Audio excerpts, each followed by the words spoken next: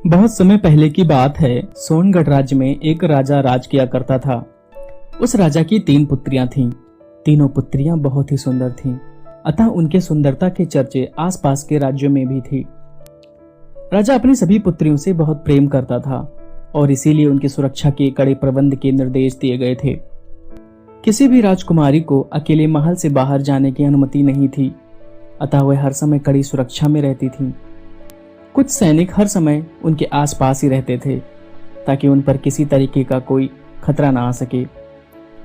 तीनों राजकुमारियों के रहने की व्यवस्था महल के बीचों बीच एक कमरे में थी। रात में उनके सोने जाते ही वह कमरा बाहर से बंद कर दिया जाता था और कमरे से बाहर सैनिक तैनात कर दिए जाते थे ताकि ना वे कक्ष से बाहर निकल सकें और ना ही उनके कक्ष में कोई प्रवेश कर सके। लेकिन इतनी सुरक्षा के बाद भी जब राजा राजकुमारियों से मिलता तो उनके जूते फटे हुए होते थे। राजा हैरान रह जाता और पूछने पर राजकुमारियां कहती, पिताजी, हमें भी नहीं पता कि ये जूते कैसे फट जाते हैं।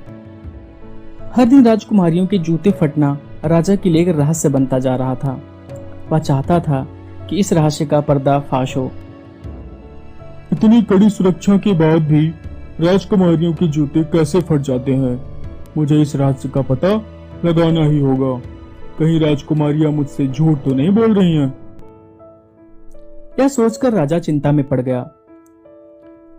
जब राजा को कोई उपाय नहीं सूझा तो उसने राज्य में घोषणा करवा दी कि जो व्यक्ति राजकुमारियों के जूते फटने का कारण का पता लगा लेगा, उसका विवाह उसकी मनपसंद राजकुमारी से करवा दिया जाएगा और साथ ही उसे राज्य का उत्तराधिकारी भी बना दिया जाएगा।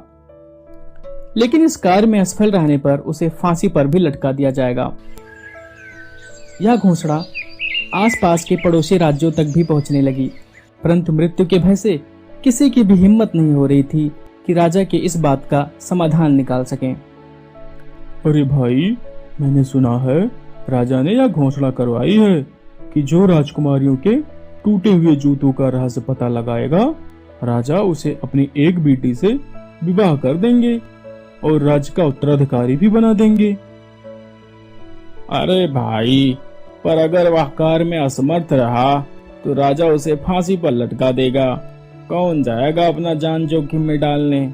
जान है तो जहान है। कोई पागल ही होगा जो इस मुसीबत में फंसेगा। मृत्यु के डर से किसी की भी हिम्मत नहीं हो रही थी कि राजा के इस कार्य को कर सके और राजकुमारियों के फटे हुए जूतों का रहस्य का पता लगा सके। धीरे धीरे यह खबर उसी राज्य के एक युवक के कानों में पड़ी। वह बहुत गरीब था, परंतु नेक दिल और दयालु व्यक्ति था। वह युवक सोचने लगा, गरीबी में जीवन जीने से अच्छा है कि इस रहस्य का पता लगाने की कोशिश की जाए। सफल रहा तो राजकुमारियों से विवाह के साथ साथ राज्य का उत्तराधिकारी भी बन जाऊंगा, अन्यथा इस गरीबी में जीवन जीने से तो अच्छा मृत्यु ही है। अगले ही दिन युवक राजा से मिलने राजमहल की ओर चल पड़ा। रास्ते में उसे एक बुढ़ा दिखाई पड़ा जो एक पेड़ के नीचे बैठा था और कराह रहा था। नजदीक जाकर उस युवक ने उस बूढ़े व्यक्ति से पूछा, बाबा, आपको क्या हुआ और क्यों रो रहे हो? बूढ़ा व्यक्ति बोला, बेटा, मुझे बहुत भूख लगी है। मैंने कई दिनों से कुछ नहीं खाया। भूख के मारे चक्कर आ रहा था और मैं यहीं गिर पड़ा। युवक थोड़ी देर सोचा और बोला, मेरे पास बस ये सूखी रोटियां ही हैं। आप इन्हें चाहो तो खा सकते हो, शायद इनसे आपकी भूख मिट जाए। वह बूढ़ा आदमी बोला, बेटा, तुम कितने नेक दिल हो। तुम खुद गरीब होकर भी दूसरों की मदद करते हो। मैं तुमसे बहुत प्रसन्न हूँ, इसीलिए तुम ये टोपी लो। यह एक जादुई टोपी है। इसे जो भी पहनेगा वह अदृश्य हो जाएगा। टोपी लेकर युवक महल की ओर चल पड़ा। शाम होने तक वह महल पहुंच गया। राजा के सिपाहियों ने युवक को राजा के पास ले गए। युवक ने राजा को अपने आने का सारा प्रयोजन बताया। राजा ने आदेश दिया, इस युवक को जो भी कुछ जरूरत हो दे दिया जाए।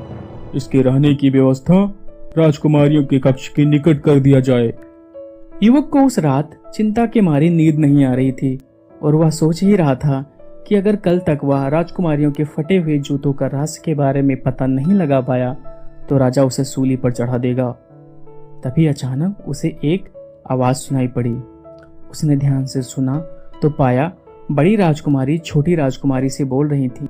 जाकर देखो, वह युवक सो गया क्या? तभी वह युवक नींद में खर्राटे मारकर सोने का नाटक करने लगा।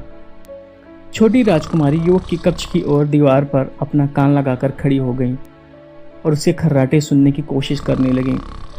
खर्राटे सुनकर छोटी राजकुमारी ने बड़ी राजकुमारी से बताया, वह युवक अब सो गया है, हम अपना कार्य आरंभ कर सकते हैं। फिर सबसे बड़ी राजकुमारी ने 3 बार ताली बजाई। ताली बजाते ही वहां 3 घोड़े प्रकट हो गए। तीनों राजकुमारियों ने घोड़े पर बैठी और वहां से गायब हो गईं। यह देख युवक चकित रह गया। फिर युवक भी उठा और 3 बार तालियां बजाई, जिससे वहां एक घोड़ा प्रकट हुआ। युवक भी उस घोड़े पर बैठा और वह भी गायब हो गया। कुछ देर बाद युवक ने पाया कि वह एक राजमहल में है, जहां पर संगीत गूंज रही थी और लोग नाच रहे थे। उसने पाया कि तीनों राजकुमारियां वहां पहले से ही उपस्थित थीं और वो भी नाच रही थीं। अच्छा, तो ये है राजकुमारियों के टूटे हुए जूतों का रहस्य। मैं जल्दी से टोपी पहन लेता हूँ ताकि मुझे कोई यहाँ देख ना सके। वह एक किनारे खड़ा हो गया और अदृश्य होकर सब कुछ देखने लगा। राजकुमारियां रात भर नृत्य करती रहीं। फिर सुबह होने पर वे उसी जादुई घोड़े पर सवार होकर वापस महल लौट आईं।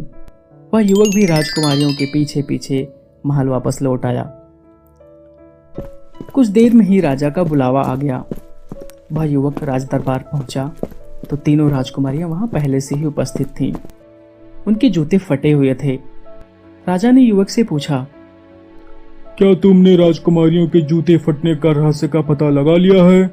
यदि नहीं तो फांसी पर लटकने के लिए तैयार हो जाओ।